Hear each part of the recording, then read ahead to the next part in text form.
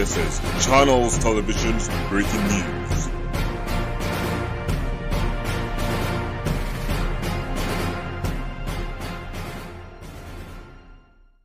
महामानवांनी केलेल्या कार्याबाबत त्यांना एका विशिष्ट जातीपुरते मर्यादित न ठेवता त्यांचे कार्य व त्यांचे विचार जनमानसात व नवीन पिढीत रोवले पाहिजे.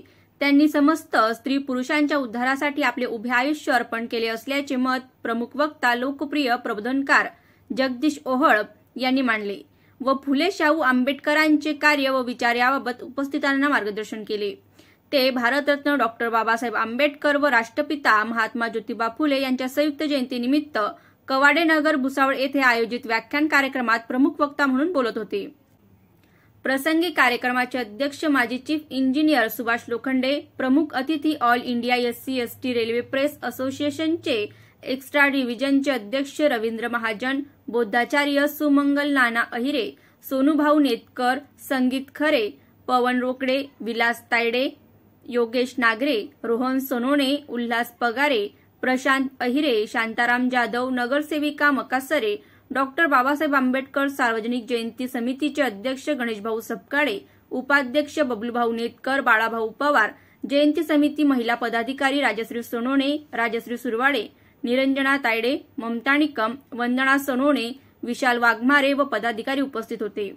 प्रसंगी मान्यवरांच्या हस्ते तथागत गौतम बुद्ध व डॉ. बाबासाहेब आंबेडकर, महात्मा ज्योतिबा फुले यांच्या प्रतिमेला पुष्प अर्पण करून दीप प्रज्वलन करण्यात आले. कार्यक्रमाचे प्रास्ताविक बाळा पवार यांनी केले तर सूत्रसंचालन व आभार वाल्मिक देहाडी यांनी केले. कार्यक्रम यशस्वीतेसाठी भीमसेना कवाडे नगर मित्र मंडळ, प्रजापती महामाया महिला मंडळाच्या पदाधिकाऱ्यांनी परिश्रम घेतले. ब्युरो रिपोर्ट, लोक बातमीदार राजेश निकम, भुसावळ.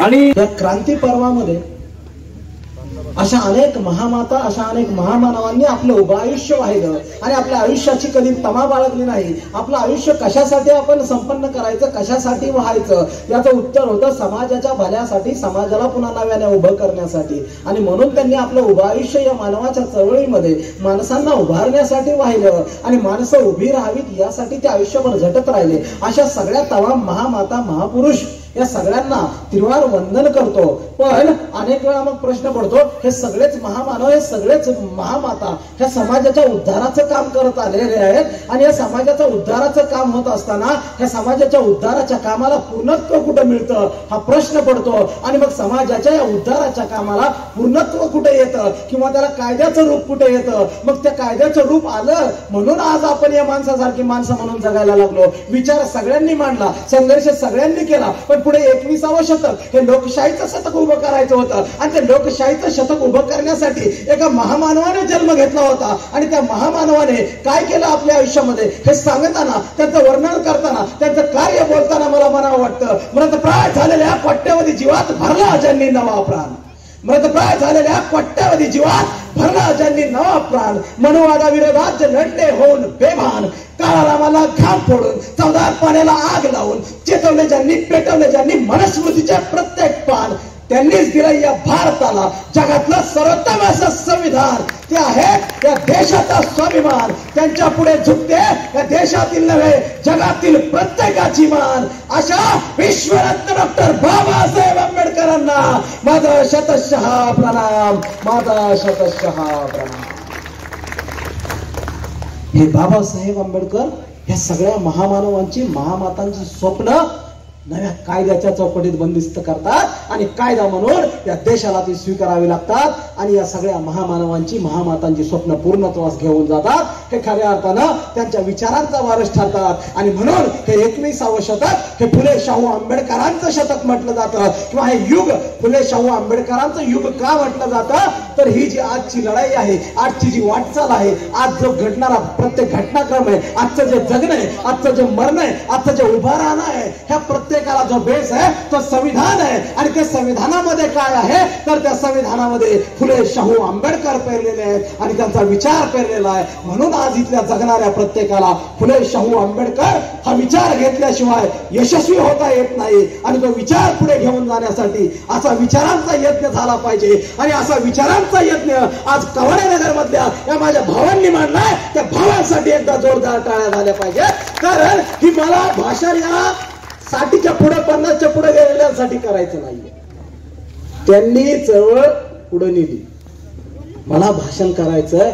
जी माझ्या समोर असणारी जी चिमुकली मुलं आहेत, जी 5 वर्षाची असतील, 2 वर्षाची असतील, 10 वर्षाची असतील, 15 वर्षाची असतील, 20 वर्षाची असतील, तिथल्या 10 बालकांमध्ये जरी हा विचार पोहोचला, त्यांच्या मेंदूत मस्तकात हा विचार गेला आणि त्यांनी तो विचार आपल्या आयुष्यात उभ्याने पेरला आपल्या मेंदूमध्ये आणि तो विचार आपल्या आयुष्यामध्ये ते जगत राहिले, तर मला वाटतं खऱ्या अर्थानं अशा प्रकारे कार्यक्रम घेण्याला अर्थ आहे, असे कार्यक्रम होण्याला अर्थ आहे. आणि म्हणून तो विचार आपल्याला खऱ्या अर्थानं पुढच्या पिढीकडे सुपूर्द करायचा आहे. मागच्या काळात आपल्या देशात, आपल्या राज्यात काही लोकांचे खून केले गेले, विचारवंतांना गोळ्या घातल्या गेल्या आणि विचारवंतांना जेव्हा गोळ्या घातल्या गेल्या तेव्हा टीव्हीवर आणि इकडं तिकडं जेव्हा चर्चा व्हायच्या, माणसं म्हणायची, स्टेटस ठेवायचे लोक, तुम्ही माणूस मारू शकता, विचार मारू शकत नाही. काय म्हणले लोक? तुम्ही माणूस मारू शकता, विचार मारू शकत नाही.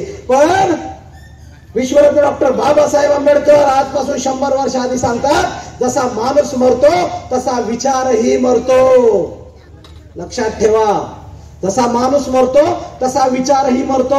या जगदीश्वराच्या डोक्यात अक्कल आहे, त्याने वाचलंय, त्याने ते डोक्यात ग्रहण केलंय, त्याला वाटतंय मी लय हुशार आहे आणि तो घरातनं बाहेर निघत नाहीये, तो विचार तो दुसऱ्यापर्यंत देत नाही आणि तो कुणालाच काय सांगत नाहीये, आपल्याकडचं ज्ञान कुणाला देत नाहीये. आणि एक दिवस तो त्या बंद दाराच्या आड गेला, तो मेला, त्याच्या बरोबर त्याच्या डोक्यातला विचारही मरणार आहे, हे बाबासाहेब आंबेडकर म्हणतात. आणि म्हणून बाबासाहेब म्हणतात, जसा माणूस मरतो तसा विचारही मरतो. विचार मरू द्यायचा नसेल तर विचार एका डोक्यातून दुसऱ्या डोक्यात गेला पाहिजे, तर तो विचार जगेल. आणि तो विचार जगवण्याचा कार्यक्रम आज आपण या ठिकाणी करतोय. ते विचार जगवण्यासाठी तुम्ही सगळेजण उपस्थित आहात. असा आज केला असेल तर तो सगळ्या स्त्रियांचा केला. सगळ्यात आधी कुणाचा विचार केला तर सगळ्या स्त्रियांचा केला. साळी माळी, धनगर, तेली, कोळी माळी, मराठा, हिंदू, ओबीसी, वंजारी, भट, धनगर, कोणी मुसलमान, सगळ्याच्या घरातली स्त्री ही गुलाम होती. ती काय एका ब्राह्मणाच्या घरची स्त्री आहे म्हणून तिला लय स्वातंत्र्य आहे किंवा मराठ्याच्या घरची म्हणून तिला खूप स्वातंत्र्य आहे आणि फक्त खालच्या समाजातल्या स्त्रियांना स्वातंत्र्य नाही त्या काळातल्या वर्ण व्यवस्थेनुसार, असं नाही. स्त्री कुणाच्याही घरची असू द्या, त्या सगळ्या स्त्रियांना पारतंत्र्य होतं, त्या सगळ्या स्त्रिया गुलाम होत्या. त्या सगळ्या स्त्रिया म्हणजे या भारताची 50% लोकसंख्या आणि या भारताच्या 50% लोकसंख्येचा विचार या महामानवांनी थेट आधी केला. म्हणून यांना कोणत्या एका जातीचे न म्हणता या देशाचे म्हटलं पाहिजे. आणि या तिथल्या प्रत्येक स्त्रीने आपला उद्धार जर कोणी केला असेल तर तो फुले शाहू आंबेडकर आणि सावित्रीबाई यांनी केला, हे डोक्यात ठेवलं पाहिजे, हे आपल्या लक्षात असलं पाहिजे. तुला कसं सांगू, इथं माझ्या आजूबाजूला सगळी माणसं दारू पित असतात, कारण इथलं वातावरण असं आहे की इथं दारू प्यावी लागते, ती शरीरासाठी इथं पोषक असते आणि सगळी लोक पितात. पण रामू तुला सांगू का, मला कधीच त्या दारूला स्पर्श करावा वाटला नाही. रामू, मला कधीच त्या दारूला स्पर्श करावा वाटला नाही. हे बापाचं जर वाक्य कळलं ना तर तुम्हाला जय भीम घालण्याचा अधिकार, तर तुम्हाला शिवाजी महाराजांचं नाव घ्यायचा अधिकार आहे. आणि माझ्या शिवरायांनी कधीच आयुष्यात व्यसन केलं नाही. त्यांनी स्वराज्य उभं केलं एवढं मोठं, 18 पगड जातींचं, 12 बलुतेदार, 18 आलुतेदार, सगळ्यांचं स्वराज्य उभं केलं, पण व्यसन केलं नाही. महात्मा फुलेंनी कधी व्यसन केलं नाही. ह्यांची नावं आम्ही घेतो आणि आमच्याकडे पिढ्या बर्बाद होत आहेत. जे बापच दारू पितात त्यांनी पोरांना कुठल्या तोंडाने सांगायचं की बाळा प्यायचे नसते. त्यामुळं आपल्याला तो अधिकार गमवायचा असेल तर व्यसन करू नका. नवी पिढी लवकर बर्बाद होते, त्यांना ते थांबवण्यासाठी व्यसन होऊ देऊ नका. आणि तिसरी गोष्ट इथून घेऊन जावा.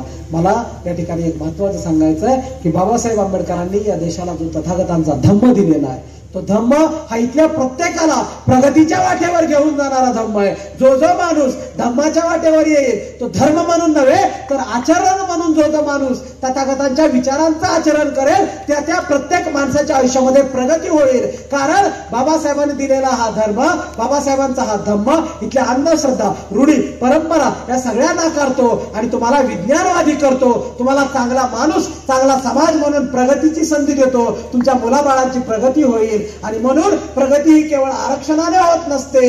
प्रगती होण्यासाठी रूढी, अंधश्रद्धा, परंपरा बाजूला सारून आपल्याला विज्ञानवादाने चालावं लागेल. आणि ते चालण्यासाठी बुद्धाच्या वाटेवर चालत राहा. जे जे लोक त्या वाटेवर चालतील, कुठलाही एक धर्म नाही, जे कोणीही तो विचार समजून घेतील आणि त्या वाटेवर चालतील त्यांची प्रगती होईल. त्यांना भांडावं लागणार नाही, आम्हाला हे द्या ते द्या. आणि म्हणून ह्या 3 गोष्टी लक्षात घ्या आणि माझ्या शब्दांमधून तेवढं घरी घेऊन गेलात तरी मी आपला आभार मानेल. जे काही चुकलं असेल ते या जगदीश ओळचं असेल, बरोबर असेल ते बाबासाहेबांचं, फुले शाहू आंबेडकरांचं, शिवरायांचं असेल ते आपण घरी घेऊन जावा ही विनंती करतो. आणि समारोप करताना वामनदादांच्या ओळी म्हणतोय, भीमा तुझ्या मताचे जर 5 लोक असते, आज इथं 500, भीमा तुझ्या मताचे जर 5 लोक असते तर तलवारीस त्यांच्या न्यारेच टोक असते, तर तलवारीस त्यांच्या न्यारेच टोक असते. काय सांगू गड्या तुला भीम माझा कसा होता, काय सांगू गड्या तुला भीम माझा कसा होता. लेकरास जशी माय भीम माझा तसा होता, लेकरास जशी माय भीम माझा तसा होता. फक्त एका जातीचा गुलामांचा नव्हे, अखंड भारतीयांचा उंचविला माथा. फाटक्या बंडीचा भीम माझा खिसा होता, फाटक्या बंडीचा भीम माझा खिसा होता. जय शिवराय, जय जिजाऊ, नमो बुद्धाय, जय भीम, जय भारत, जय संविधान. क्रांतीसूर्य महात्मा ज्योतिबा फुले या भारताच्या राज्यघटनेचे शिल्पकार डॉक्टर बाबासाहेब आंबेडकर, मंचावर उपस्थित आदरणीय अहिरे नाना, आपल्या आता ज्यांनी आपल्याला मार्गदर्शन केले ते मोहोळ साहेब, तसेच भुसावळ समितीचे अध्यक्ष गणेश भाऊ आणि इतर मान्यवर. खरं तर आजपर्यंत जे इथे आम्ही 10-12 वर्षापासून आपल्या एरियामध्ये जयंती साजरी होत असते, आपण ती साजरी करतो, आपल्या गाड्याही जातात. परंतु आज ह्या वर्षी जे नेतकर भाऊंनी आणि त्यांच्या टीमने जे घडवून आणलं, जो कार्यक्रम घडवला तो खरंच स्तुत्य आहे. आणि आपल्याला जे मोहोळ साहेबांनी जे काही मार्गदर्शन केलं ते पण खरोखर त्या आचरणात आणण्यासारखं आहे. आणि ह्या कार्यक्रमाचा मला अध्यक्ष बनवलं त्यामुळे मी तुम्हाला सर्वांचे आभार मानतो आणि माझे अध्यक्ष धन्यवाद.